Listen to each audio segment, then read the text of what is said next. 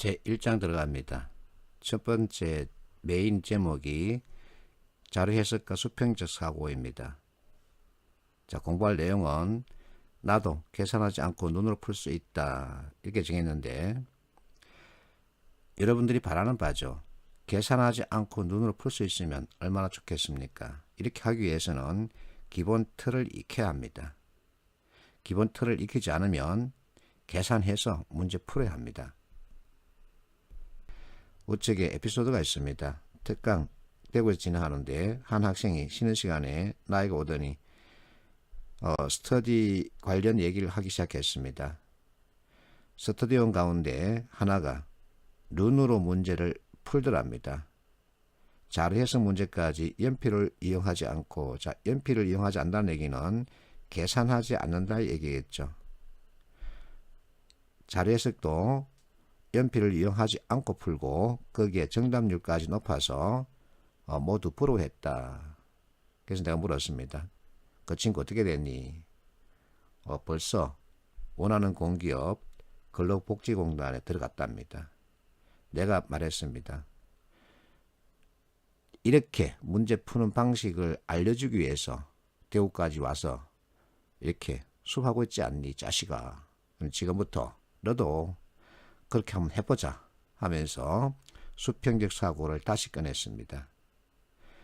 자, 영화 다이아드 3편 본 적 있는가? 이 내용은 이 책에서 가져왔습니다. 이 책에 이 문제 질문에 답이 있는 것도 아니고 영화 다이아드 3를 본 적도 없습니다. 자, 내용에 따르면 5리터 물통 하나, 3리터 들이 물통 하나, 그리고 물이 나오는 호스가 있답니다.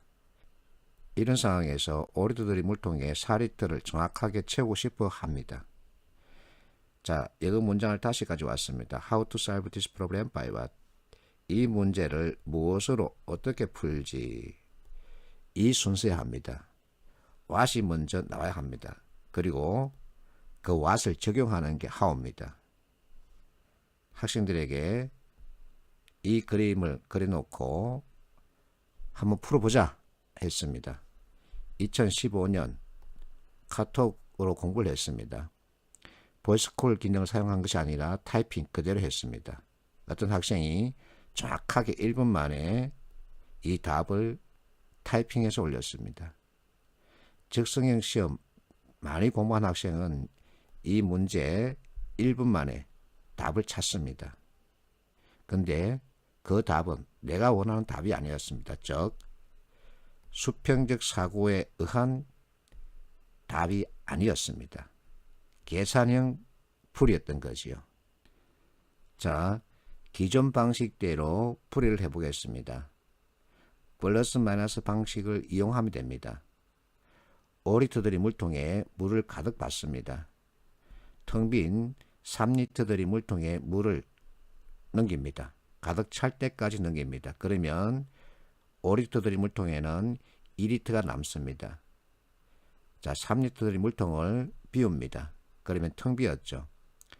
5리터에 남아있는 2리터를 3리터로 넘깁니다. 그러면 여기는 2리터가 차게 되죠. 자, 다시 텅 빈 5리터 물통에 물을 가득 받습니다.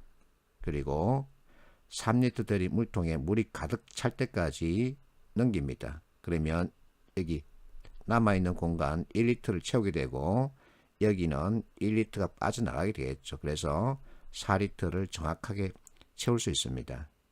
근데 이것은 수직적 사고입니다. 즉 논리 사고입니다. 논리 사고는 깊이 파고든다 해서 수직적 사고라 그럽니다.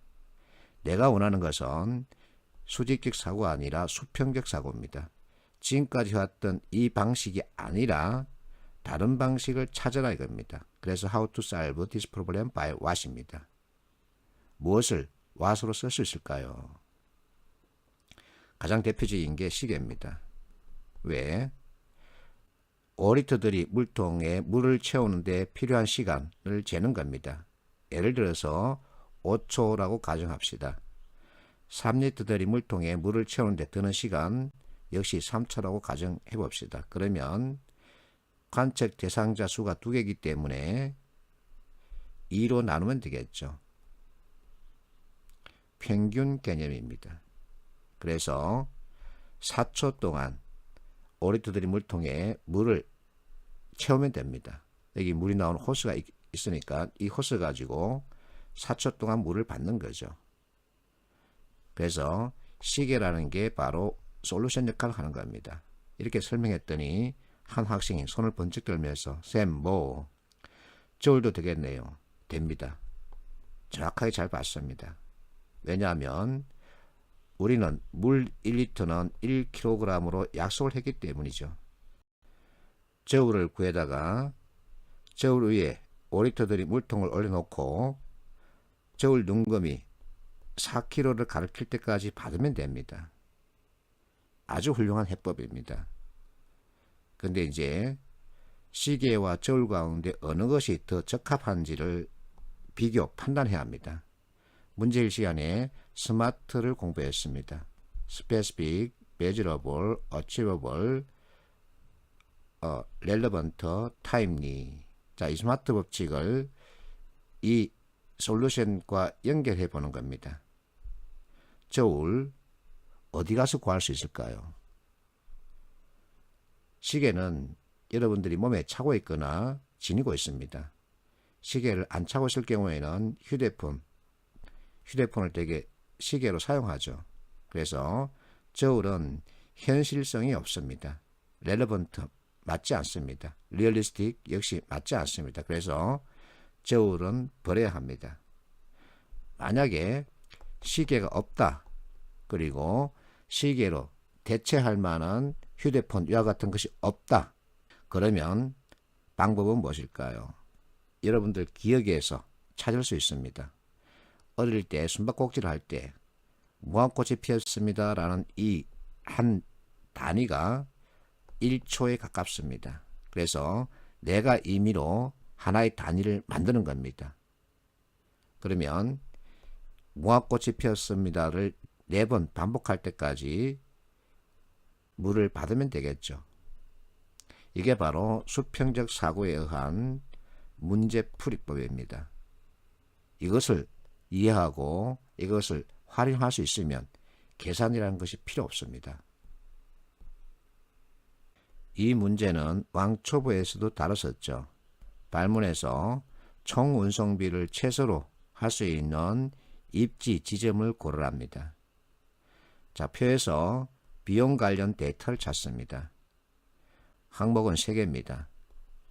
최대 비용 항목은 확연이죠. 발문에서 최소 비용을 요구하고 있기 때문에 경제 원칙과 연결하는 겁니다. 최소 비용 최대 효과입니다. 따라서 최대 요소를 최소화시켜 보려는 겁니다. 그러면 전체 운송비는 최소화가 되죠. 즉 흑연 산지에다가 공장을 세우면 전체 비용은 최소화가 되는 겁니다. 이게 바로 수평적 사고입니다. 계산하지 않고 바로 판단할 수 있습니다. 자, 시멘트 공장 입지 조건 관련 이론이 있는데 이거 사실 알 필요가 없는 거죠.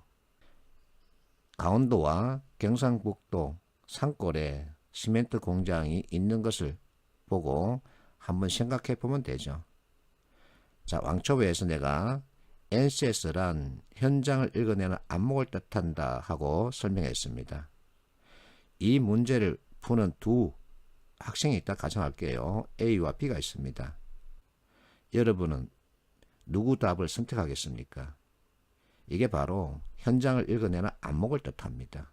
그래서 계산을 안 할 수는 없지만 계산에 의존하는 방식에서 벗어나야 합니다.